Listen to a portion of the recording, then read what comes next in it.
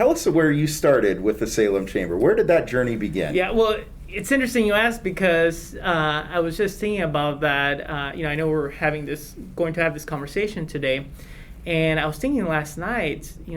My first encounter with the Chamber of Commerce, and it was on a fall day, September 2009. Fall, September 2009. I came in with my uncle. First time ever coming to a Chamber of Commerce. I didn't know what it was. I was 15 years old at the time.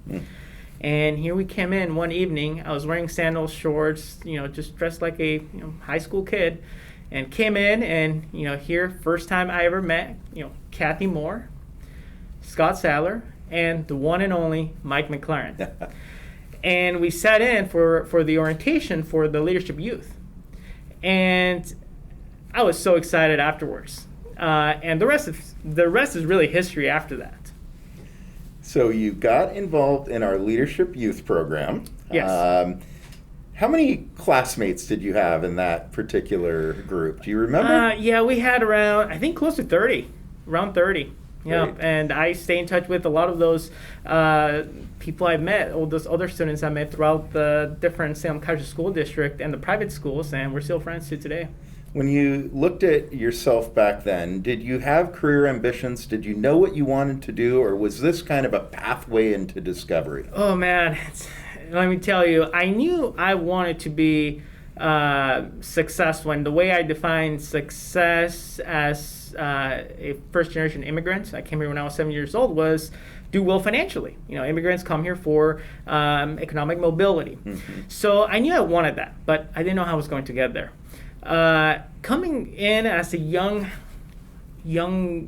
teenager here with Chamber of Commerce, it expanded my view on just life. In school you only see one side and you're only taught certain things, and not that it's bad. You go to school to learn math, learn science, this and that. But when I got involved here as a young student and got exposed to the different corners of our community and really understand the business community, it was life-changing to experience that at such a young age. And you have to understand, my parents, we never owned any business. Mm-hmm. Again, my parents and I, first-generation immigrants, so it was very impactful for me. When you look at going through Leadership Youth and then ultimately coming in out of that program, becoming a young entrepreneur, what were those first steps like? So I think the first step is really, for me, was defining exactly what I want for my future.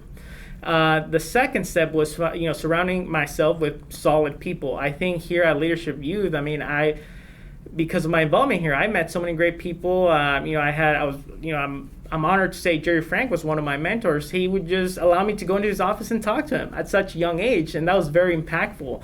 And then, when you're young, it's all about networking and connecting with the right people. So I've been very blessed, super grateful to live in great country, first of all, but a great community here in Salem. A lot of people opened their doors to me and were open to taking me under their wing and teaching me about all the greatness that they've done and instilling some of that in me.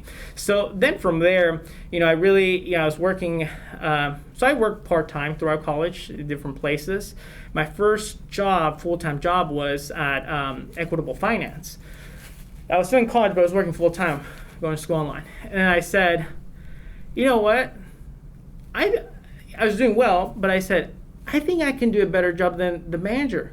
I think I can do a better job than the manager's boss. What am I doing here? So I went straight to, I started actually at a local national, well, it's national, but they have a local office here at a financial institution there. And I just went for it. And the rest is history. Shortly after that, I led the entire, so it's a firm that has around 100 advisors here in Oregon. Mm-hmm. I was number one in client acquisition at 20 years old. So then I said, what am I doing here? Let me just start my own thing. And that eventually led to me doing what I do today, but also expanding into real estate investments and even business investments. So I'm very grateful at the end of the day, because I would not have done a lot of what I've done today if it weren't for the people I've met here in our community.